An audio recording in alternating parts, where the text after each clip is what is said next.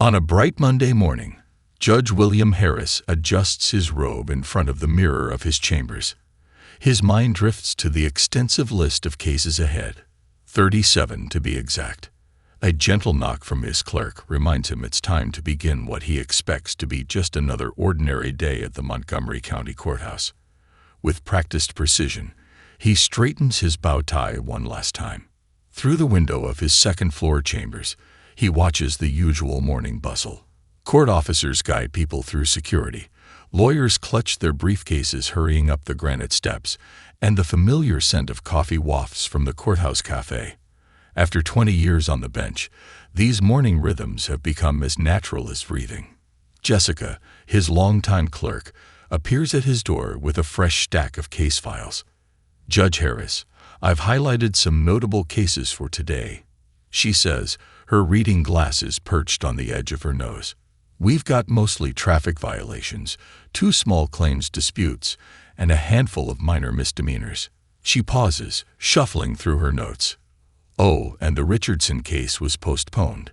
His attorney called in sick." Harris nods, grateful for Jessica's efficiency. She's been his clerk for 15 years, and her attention to detail has never wavered. As he reviews the day's docket, he sips his morning tea. Earl Grey with a splash of milk, served in his favorite mug, a gift from his daughter when she graduated law school. The courthouse's ancient heating system hums to life, fighting against the morning chill. Harris glances at the family photo on his desk, his wife Margaret, their 3 children, and 5 grandchildren at last summer's beach vacation. He allows himself a small smile, remembering how his youngest granddaughter had insisted on wearing her princess crown in the photo. At precisely 8:55 a.m., he begins his daily routine. First, a brief meditation. 5 minutes of quiet reflection to center himself. Then he reviews his personal motto, written in careful calligraphy and framed on his wall: "Justice served with wisdom and compassion."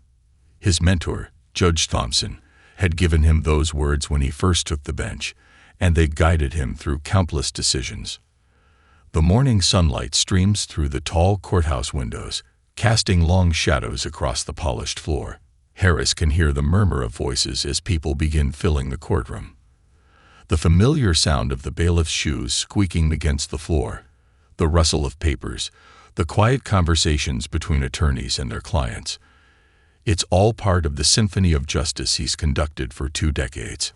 As he prepares to enter the courtroom, Harris mentally reviews his schedule. 37 cases mean he'll need to maintain a steady pace without rushing judgment. He's proud of his reputation for efficiency, but never at the expense of fairness. Each case, no matter how routine, represents someone's life, someone's story. The clock strikes 9, and Bailiff Thompson appears at his chamber door. "Ready, Your Honor?" he asks, as he has thousands of times before. Harris nods, gathering his robes around him with practiced dignity. As he follows Thompson to the courtroom entrance, he runs through his mental checklist. Posture straight. Expression neutral. Mind clear and focused. The familiar words echo through the courtroom. All rise. The Honorable Judge William Harris presiding. As he takes his seat at the bench, Harris surveys his domain. The polished wood panels, the American flag standing proud, the rows of seats gradually filling with today's participants in the justice system. Everything is as it should be, exactly as it has been for years. Little does he know, this ordinary Monday is about to become anything but routine. "First case," he announces, his voice carrying the weight of authority that comes with years of experience. Case number 1 of 37 begins, and the wheels of justice start turning for another day in Montgomery County. The morning proceeds swiftly until case number 23. The courthouse clock ticks steadily at 11:45 a.m., and Judge Harris has already processed 22 cases with his usual efficiency. His attention briefly drifts to the lunch plans he's made with his fellow judges at their favorite deli down the street. A young woman wearing a neat blazer and carrying a leather briefcase enters the courtroom. The fluorescent lights cast a soft glow on her professional attire, but Judge Harris barely glances up from his papers. The morning's repetitive nature has lulled him into a familiar rhythm. Hear the charge, check the record, set the fine. Next case.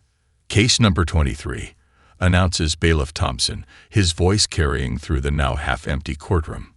Speeding violation on Interstate 95, 78 in a 55 zone. The bailiff hands the citation to Jessica, who efficiently adds it to the growing stack of processed paperwork. Judge Harris maintains his focus on the documents before him, his reading glasses perched low on his nose. The woman's heels click purposefully against the polished floor as she approaches the podium. She places her briefcase beside her with practiced ease, suggesting familiarity with courtroom procedures. Ms. Mitchell, he begins, using the same tone he's employed all morning. Professional but distant. I see here you were caught doing 23 miles over the speed limit during rush hour traffic.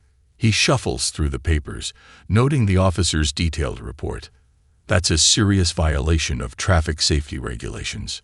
The woman opened her mouth to speak, but Harris continues, his words flowing automatically after years of handling similar cases.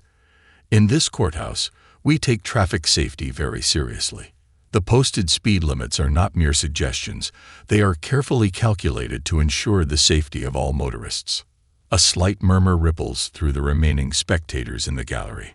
Harris doesn't notice the knowing looks exchanged between two attorneys seated in the back row, nor does he register the slight raise of an eyebrow from his usually stoic bailiff. Furthermore, he continues, his voice taking on the lecturing tone he often uses for traffic offenders. As a member of our community, you have a responsibility to set an example for others. Speed limits exist to protect lives, not to inconvenience drivers. The woman stands perfectly still, her posture remaining professional and composed. A slim leather portfolio rests under her hand, its gold federal seal catching the light, a detail that would be obvious to anyone paying closer attention. Judge Harris reaches for his gavel, ready to pronounce the maximum fine for excessive speeding. The morning's routine has created a comfortable autopilot, leading him to overlook the small details that might suggest this case deserves more than a cursory glance. Just as he's about to announce his decision, the woman's phone buzzes quietly. She glances at it briefly, her expression shifting almost imperceptibly. The screen displays an urgent message marked U.S. Attorney's Office, priority, but from his position on the bench, Harris sees only another defendant checking their phone in his courtroom. Ms. Mitchell, he says, his tone becoming slightly more stern, I remind you that cell phones should be silenced in my courtroom. He begins to write on his notepad, preparing to add a small contempt fine to her speeding violation. The woman finally speaks up, her voice calm and measured. Your Honor, if I may. There's something in her tone, a quiet authority, a practiced confidence, that finally makes Judge Harris look up properly from his paperwork. Unknown to him, this moment is about to shatter his comfortable routine and challenge everything he thinks he knows about this ordinary Monday morning. I'm Federal Prosecutor Sarah Mitchell, she states calmly, placing her credentials on the bench. The Department of Justice badge gleams under the courtroom lights, its golden surface catching Judge Harris' suddenly widened eyes. I was responding to an urgent situation at the federal courthouse regarding a time-sensitive case when Officer Thompson stopped me. The atmosphere in the courtroom shifts perceptibly. Jessica, the clerk, stopped her usual note-taking, her pen hovering above the paper. Even the drowsy afternoon spectators straighten in their seats, sensing the unexpected turn of events. Judge Harris adjusts his reading glasses, taking a closer look at the credentials before him. Sarah Mitchell's record speaks for itself. Her badge identifies her as the Assistant United States Attorney for the Southern District, and her ID photo matches the composed woman standing before him. The urgent message on her phone continues to flash, a reminder of the pressing matters awaiting her attention at the federal building just 6 blocks away. Your Honor, she continues, her voice maintaining its professional calm. I was actually en route to secure an emergency warrant. She reaches into her briefcase and produces a sealed envelope. This contains sensitive information about an ongoing federal investigation. Time was, and still is, of the essence. The gallery watches as Judge Harris processes this information. His earlier lecture about community responsibility takes on a different meaning now. The morning's comfortable routine has been decidedly disrupted, and he finds himself having to rapidly adjust his perspective. "I understand that speeding is a serious matter," Mitchell acknowledges, her tone diplomatic yet firm. "However, as a federal prosecutor, I was responding to a situation that required immediate attention." She pauses, allowing her words to settle in the courtroom. "The nature of my work sometimes demands quick responses, though we always try to maintain public safety." Judge Harris removes his glasses, cleaning them slowly with his handkerchief, a habit he's developed over the years when he needs a moment to think. The courtroom remains unusually quiet, the only sound being the gentle hum of the air conditioning and the distant click of heels in the hallway outside. Mitchell continues presenting her case with the skill of someone who's argued before the highest courts in the land. She explains how she had just received intelligence about a time-sensitive matter, one that couldn't wait for traffic to clear. Her phone buzzes again, another urgent message from her office. "If you'll permit me, Your Honor," she says, gesturing to her phone. "My team is still waiting for my arrival.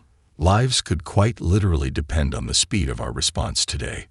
Her words carry weight not just because of her position, but because of the genuine urgency in her tone. The judge's earlier assumptions about a routine traffic violation begin to crumble. He glances at Officer Thompson's report with new eyes, noting the professional courtesy the officer had mentioned, how the driver had been polite and properly identified herself, details he had skimmed over in his haste to process another routine case. The sunlight streaming through the high courthouse windows has shifted, casting different shadows now. What started as case number 23, a simple speeding violation, has transformed into something far more complex. It's becoming a moment that will force Judge Harris to confront his own rushed judgments and assumptions. Sarah Mitchell stands patiently, her presence commanding respect not through authority alone, but through her measured professionalism in the face of what must have been frustrating circumstances.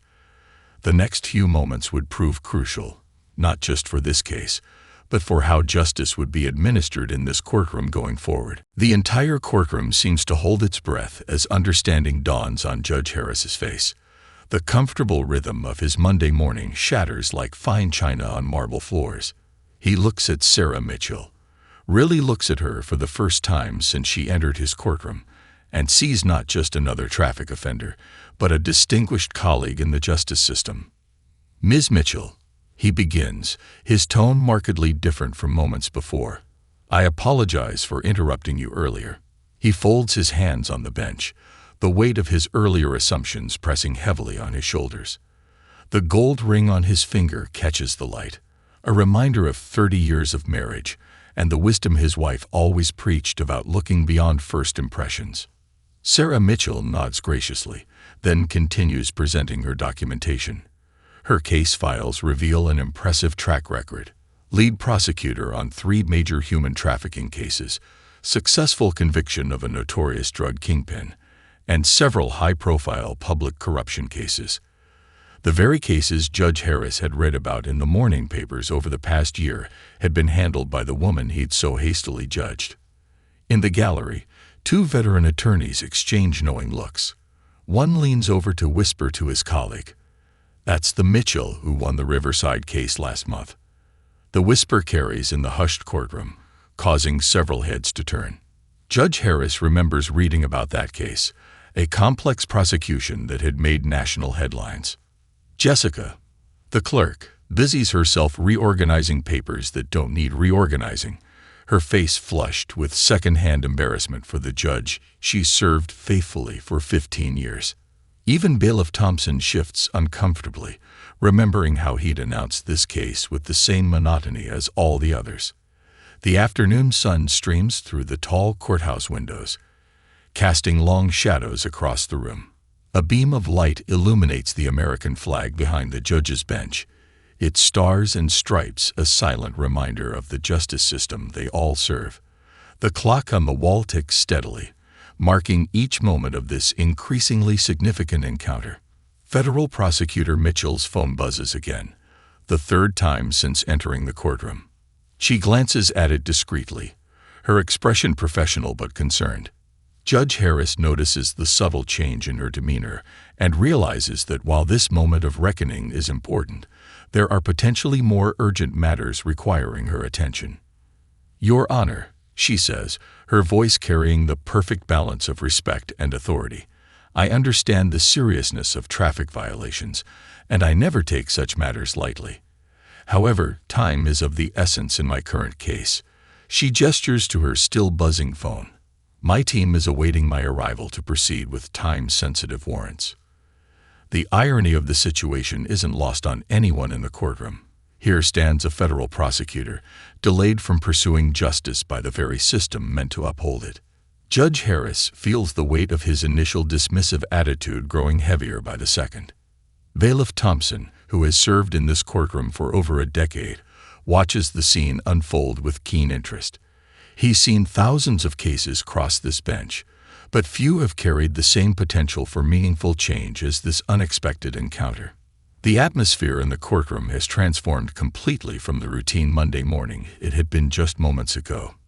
The remaining spectators sit forward in their seats, aware they're witnessing something significant.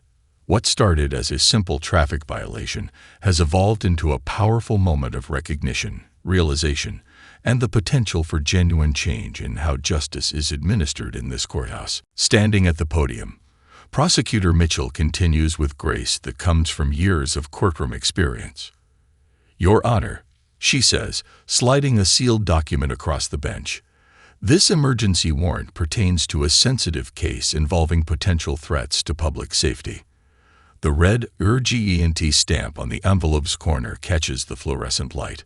The clock's steady ticking seems to grow louder as Judge Harris reviews the document. His eyes widen slightly as he reads. This isn't just any case, but one he'd heard whispers about in judicial circles. The morning's routine traffic court has unexpectedly intersected with a major federal investigation. As you can see, Mitchell continues, her voice carrying the perfect balance of authority and respect. "We received credible intelligence at 8:45 this morning." She pauses, allowing the significance to sink in. "Time sensitivity required immediate action, which explains my speed on Interstate 95. Several attorneys in the gallery have stopped pretending to work on their phones, now openly watching the exchange. One whispers to another, "That's the prosecutor who cracked the Rivera Syndicate last summer." The whispered words ripple through the courtroom like stones dropped in still water. Judge Harris finds himself recalling headlines from the Rivera case, a complex operation that had dismantled one of the largest criminal enterprises in the state. The prosecutor standing before him had orchestrated that entire investigation, leading to over 50 convictions and the recovery of millions in stolen assets. Mitchell's phone buzzes again, its screen illuminating with another urgent message. She glances at it briefly, then continues, "Your Honor, I maintain the utmost respect for traffic laws and public safety. However, in my role as federal prosecutor, I occasionally face situations where every minute counts." Her words carry weight born of experience and responsibility. The sunlight streaming through the courthouse windows has shifted, casting long shadows across the wooden benches. Jessica, the clerk, has stopped shuffling papers, now watching the scene unfold with rapt attention. Even the usual courthouse ambient noise seems to have hushed, as if the building itself is listening. In fact, Mitchell adds, pulling out another document, "Here's my record of successful prosecutions from the past year." She places it carefully on the bench. "You'll notice that many of these cases required swift action to prevent imminent threats to public safety." Judge Harris studies the document, noting the impressive string of convictions. Each case represents countless hours of work, meticulous preparation, and unwavering dedication to justice, the very principles he himself holds dear but had momentarily overlooked in his rush to judgment. The gallery watches as Mitchell maintains her composure, standing straight and professional despite the urgency of her situation. Her phone screen lights up again, displaying another message from the U.S. Attorney's Office. The timestamp shows it's been 20 minutes since she entered the courtroom. 20 crucial minutes in what's clearly a time-sensitive operation. A young law clerk in the back row frantically takes notes, seemingly aware they're witnessing something significant. The interaction has transcended a simple traffic violation, becoming a masterclass in professional conduct and the complex balancing act required by those who serve justice at the highest levels. Judge Harris adjusts his reading glasses, taking in the full scope of the situation before him. The morning's routine cases had lulled him into a pattern of quick judgments and assumptions, a pattern now thoroughly disrupted by the remarkable professional standing before his bench. The weight of this realization settles over the courtroom like a heavy cloak, marking a turning point in what had started as just another Monday morning in traffic court. Judge Harris leans back in his chair, his earlier demeanor completely transformed. The weight of his rushed judgment sits heavily in the air as he studies the impressive documentation before him. The afternoon light casts a warm glow across his bench, illuminating the stack of credentials, case files, and urgent notices that paint a vivid picture of Prosecutor Mitchell's distinguished career. Prosecutor Mitchell, he begins, his voice carrying a new tone of professional respect. I believe I owe you more than just a moment of my time. He removes his reading glasses, setting them carefully beside the case files. The simple action seems to reset the entire atmosphere of the courtroom. Sarah Mitchell stands patiently at the podium, her presence commanding respect not through authority alone, but through her measured professionalism. Her phone, still displaying urgent messages, rests silently on the podium, a constant reminder of the pressing matters awaiting her attention. Your record speaks volumes, Judge Harris continues, gesturing to the documentation before him. The Rivera case alone. He pauses, remembering the headlines. That investigation saved countless lives. The gallery murmurs in agreement, several attorneys nodding in recognition of the case that had dominated legal circles for months. Mitchell's response is measured and diplomatic. Thank you, Your Honor. Every case, whether high profile or not, deserves our full attention and careful consideration. Her words carry a gentle but clear message about the very thing Judge Harris had failed to do earlier. The ancient ceiling fan spins lazily overhead, its shadows dancing across the wood-paneled walls. Jessica, the clerk, watches as her usually confident boss navigates this unexpected situation. She's known Judge Harris for 15 years and has never seen him quite like this, humbled yet gracious in the face of his own presumptions. I see here, he continues, lifting a document, that your team is currently tracking. His voice trails off as he reads the classified details. His eyes widen slightly, understanding blooming across his features. The urgency of her situation becomes crystal clear. In the gallery, the remaining spectators sit in rapt attention. The afternoon's proceedings have transformed from routine traffic court to something far more significant, a moment of genuine human connection and understanding within the formal confines of the justice system.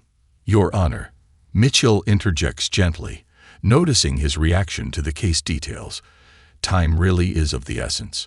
She gestures to her phone, where another urgent message flashes. My team has been coordinating with multiple agencies since dawn. Judge Harris nods, setting down the document. The morning's events replay in his mind. How quickly he'd made assumptions, how easily he'd fallen into the routine of swift judgments. The irony isn't lost on him. A judge, tasked with careful consideration of all facts, had failed to look beyond the surface. The courthouse clock chimes the half-hour, its sound echoing through the now-hushed courtroom. Bailiff Thompson stands at his post, observing the transformation taking place. In his 20 years of service, he's witnessed countless cases, but few have carried such potential for meaningful change. Prosecutor Mitchell, Judge Harris speaks again, his voice carrying the weight of realization. I believe we've delayed your important work long enough. He straightens in his chair, preparing to address the situation properly. The afternoon sun catches the American flag behind his bench, its stars and stripes a reminder of the justice they both serve, albeit in different capacities. The moment hangs in the air, not just a simple traffic case resolution anymore, but a turning point. It's a reminder that behind every case number, every routine hearing, there's a story waiting to be heard, if only we take the time to listen. During the lunch recess, Judge Harris sits in his chambers, his untouched sandwich forgotten on his desk.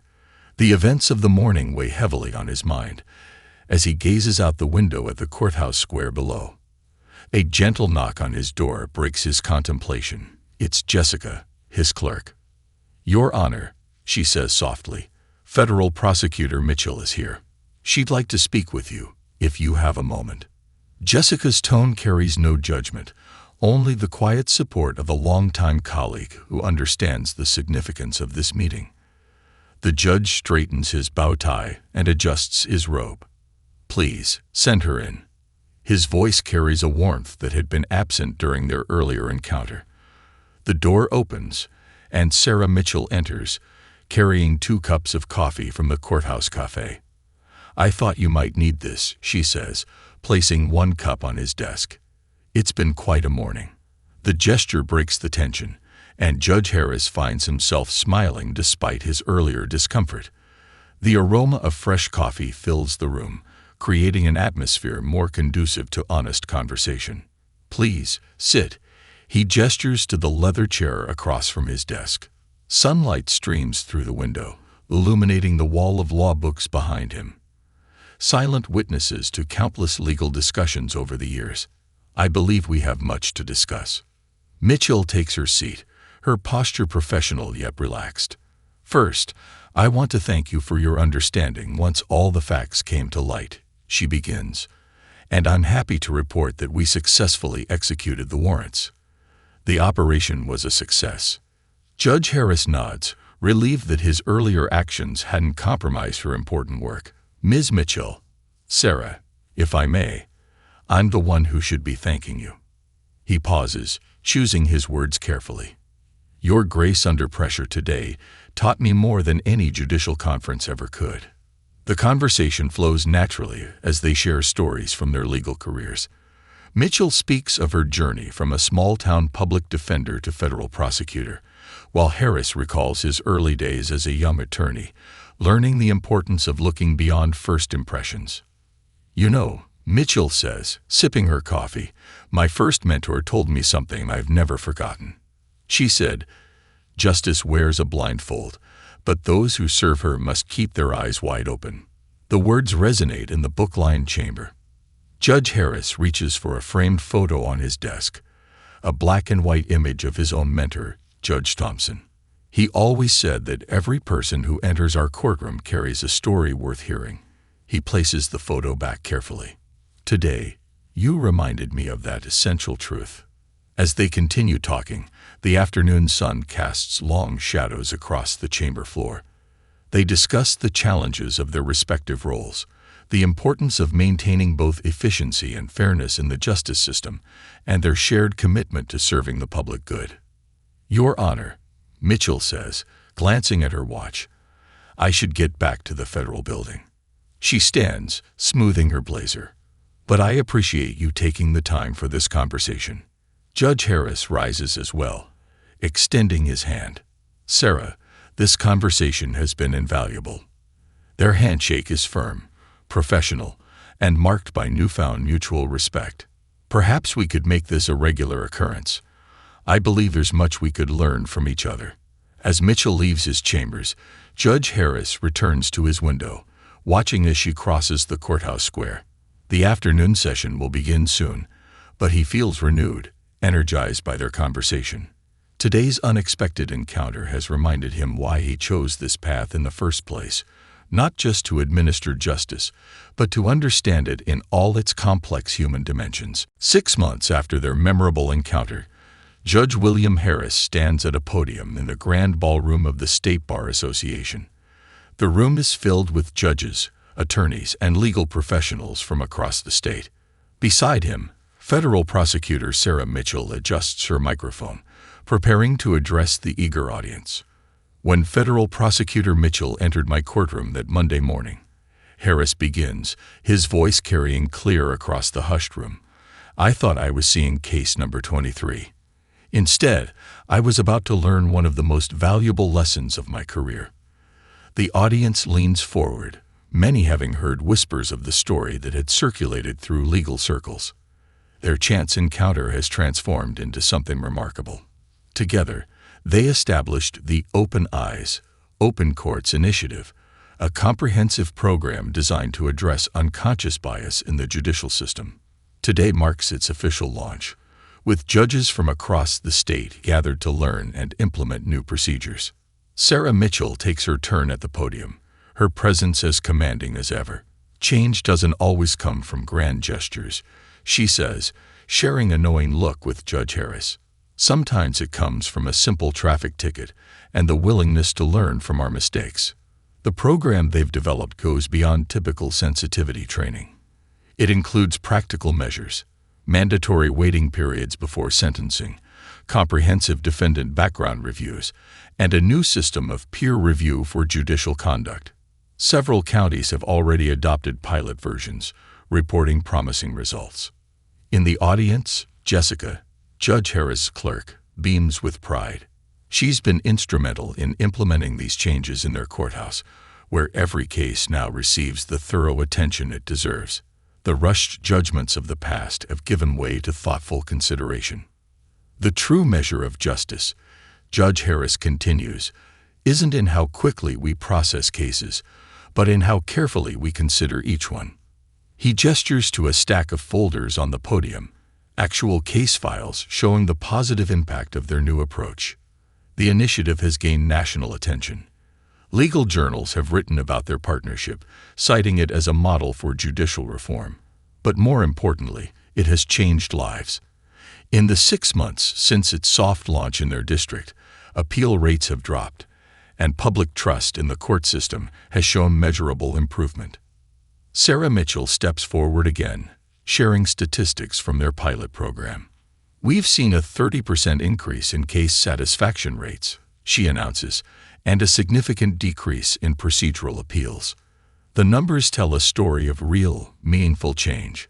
As the presentation concludes, a young law student raises her hand. "What's the most important lesson you've learned from this experience?" she asks. Judge Harris and Prosecutor Mitchell exchange glances, years of shared wisdom passing between them. "That justice," Mitchell begins, "is not just about making the right decision, but about taking the right path to get there," Harris finishes. Their synchronized response draws appreciative murmurs from the crowd. The afternoon sun streams through the ballroom's high windows, casting a warm glow over the gathering. What started as a momentary lapse in judgment has blossomed into a movement for positive change. Their story serves as a reminder that within every challenge lies an opportunity for growth and improvement. As they conclude their presentation, the applause echoes through the ballroom. Judge Harris and Prosecutor Mitchell stand together at the podium, their unlikely partnership a testament to the power of humility, understanding, and the constant pursuit of better justice. The day's events mark not an ending, but a beginning, the start of a new chapter in their ongoing mission to ensure that every person who enters a courtroom receives the fair and thorough consideration they deserve. Their story continues to inspire others in the legal community, proving that true justice begins with open eyes and open hearts.